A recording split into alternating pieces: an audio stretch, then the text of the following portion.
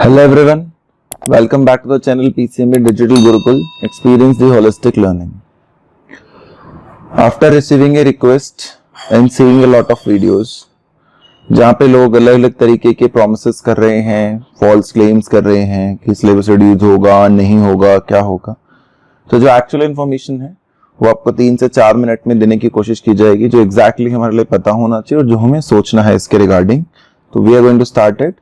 अभी तक अगर किसी ने चैनल नहीं सब्सक्राइब किया है और किसी के माइंड में अगर कुछ क्वेश्चंस हैं तो वो नीचे कमेंट्स कर दें, और सब्सक्राइब नहीं किया है तो चैनल को टाइमिंगली सब्सक्राइब कर दें. यही आपसे जो है एक एडवाइस है आप लोगों के लिए. तो अब हम आगे बढ़ते हैं फटाफट से without wasting our due time. तो हमारा जो मेन टारगेट है वो यही है कि क्या सिलेबस रिड्यूस होगा या नहीं होगा, होगा तो किसके लिए होगा, किसके लिए नहीं होगा. तो जो मेन इशू है जिस वजह से सब लोगों ने स्टार्ट किया है अपना काम करना, स्ट्रेट फॉरवर्ड उसी बात पे आते हैं कि डॉक्टर रमेश पोखरियाल निशंक जो हमारे यहाँ human resource development HRD ministry है. एचआरडी का मतलब होता है बेटे ह्यूमन रिसोर्स एंड डेवलपमेंट. तो वो लोग डिसाइड कर रहे हैं कि नीट की एग्जाम की डेट भी आपको याद होगा, इन्होंने ही अनाउंस की थी 26 जुलाई. तो ये इन्होंने कहा है कि जो करंट सर्कमस्टांसेस चल रहे हैं उसमें उनके पास बहुत सारी रिक्वेस्ट आई है. A lot of request he is received from parents and teachers. और उसके बाद वो सोच रहे हैं. कंटेम्पलेटिंग का बेसिक सा मतलब होता है थिंकिंग, कि they are thinking on it, है ना. इसको ऐसे रिप्लेस भी कर सकते हो, we are thinking on the option of reducing the syllabus. इसका मतलब ये नहीं है कि वो रिड्यूस करने वाले हैं, they are just thinking on it. तो प्लीज ऐसा कोई डिसाइड मत कीजिए. कहीं कहीं पर कुछ लोग ऐसा बता देते रहते हैं जिनके वजह से लोग परेशान हो जाते हैं कि कम हो रहा है. बच्चे को समझ में नहीं आता कि कौन सा पार्ट कम हो रहा है. तो या तो शुरू का भी कम हो सकता है, कोई शुरू में अनइम्पोर्टेंट चैप्टर है, मान लीजिए यूनिट डायमेंशन फिजिक्स में, बच्चा उसको नहीं ध्यान दे रहा है. तो ऐसा नहीं करना है आप लोगों को.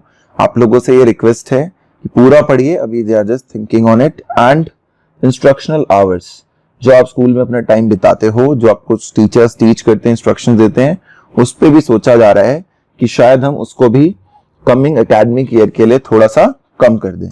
तो ये दो चीजें अपने सामने हैं. एक सिलेबस पे बहुत सारे लोग बात करते रहते हैं. दूसरी चीज जिसपे ज्यादातर लोग नहीं बात करते हैं वो बात है कि आपके जो स्कूल गोइंग आवर्स हैं वो भी शायद कम हो जाएंगे. स्कूल्स के ऊपर और भी कुछ छोटी छोटी सी जानकारियां हैं जो भी टाइम्स ऑफ इंडिया को उन्होंने रिपोर्ट दी थी.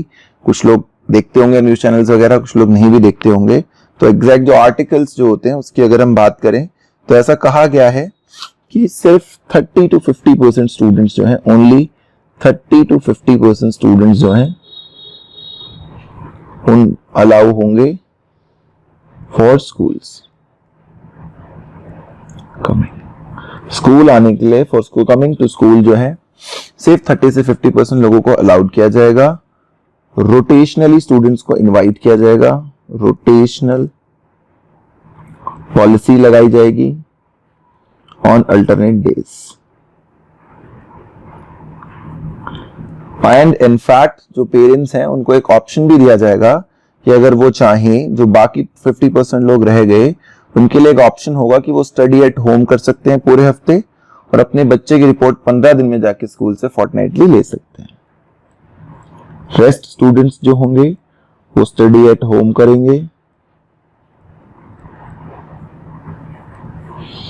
और फोर्टनाइटली यानी आफ्टर एवरी 15 डेज स्कूल उनको रिपोर्ट करेगा कि आपके बच्चे की परफॉर्मेंस कैसी चल रही है.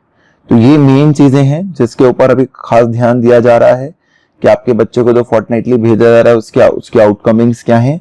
उसके लिए 3 मेन इंपॉर्टेंट चीजें हैं जिसके ऊपर हम बात कर सकते हैं. ठीक है, अगला ट्वीट देखते हैं. अब ये तो उन्होंने अपनी तरफ से सोचा है और इस सोच में वो किस तरह डायरेक्शन में जाएंगे, whether he will be reducing the syllabus or not, उसके लिए उन्होंने एक अपील की है to all the teachers, academic persons and educationists to share their point of view. तो प्लीज स्टूडेंट्स जो हैं वो इसमें अपने ज्यादा व्यूज शेयर ना करें, क्योंकि स्टूडेंट के तौर पे तो हम सबको यही लगेगा कि सिलेबस 100% रिड्यूस ही होना चाहिए, इसके अलावा और कोई ऑप्शन नहीं है. बट ऐसा नहीं है. कहाँ कर सकते हैं? तो ये हैशटैग है ट्विटर पे. कहाँ पर है? ट्विटर पे. तो इसका इस्तेमाल कर सकते हो. फेसबुक पेज अगर आप इनके नाम से सर्च करोगे तो फेसबुक पेज भी आपको मिल जाएगा. वहां पे आप अपने जो है कंसिडरेशंस दे सकते हैं.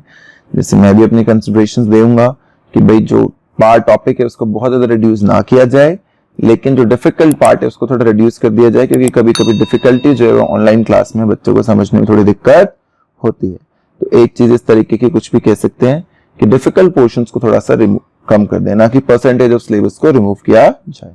तो ये उनका ट्वीट है जिसके ऊपर जो है बहुत सारे लोगों ने बहुत सारी चीजें बना दी है, डोंट नो क्यों बना दी है। ठीक है, जब भी स्कूल रीओपन होंगे तो 2 स्टूडेंट्स के बीच में कम से कम 6 फीट का डिस्टेंस होना ही चाहिए। क्या गाइडलाइन है स्कूल रीओपनिंग की? Guidelines for school reopening, 6 feet distance between 2 students। क्या है ये? कंपल्सरी है। क्या है बेटे? कंपल्सरी। तो ये बहुत इंपॉर्टेंट है।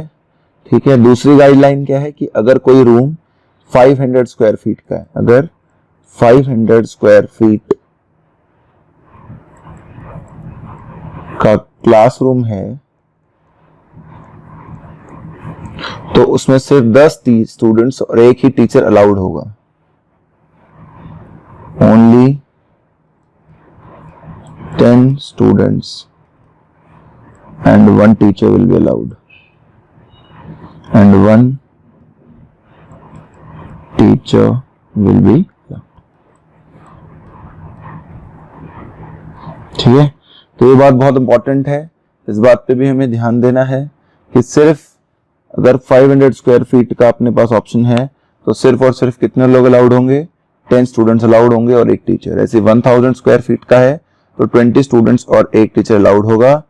ठीक है, और एक फैमिली को एक डिक्लेरेशन साइन करना पड़ेगा कि वहां पर उनकी फैमिली में जो बच्चा स्कूल में जा रहा है उनकी फैमिली में किसी को भी कोई भी कोविड का इन्फेक्शन नहीं है, तभी उनके बच्चे को स्कूल में आना अलाउ किया जाएगा। तो ये सब इंपॉर्टेंट बातें हैं, ये मेन ऑफिशियल बातें हैं। डोंट नो लोग क्या क्या शेयर कर रहे हैं। Hope you like the video and you will share the video with your friends and subscribe the channel. कोई भी अगर आपको फिर भी डाउट आ जाता है तो आप कमेंट सेक्शन में पूछ सकते हैं, और चैनल को जो है सब्सक्राइब कर दीजिए ताकि इस तरीके के ऑफिशियल अपडेट्स आपको टाइम टू टाइम मिलते रहें। स्ट्रेट फॉरवर्ड जो ऑफिशियल इंफॉर्मेशन है वही प्रोवाइड करने की कोशिश की जाएगी in a simple language and simple way.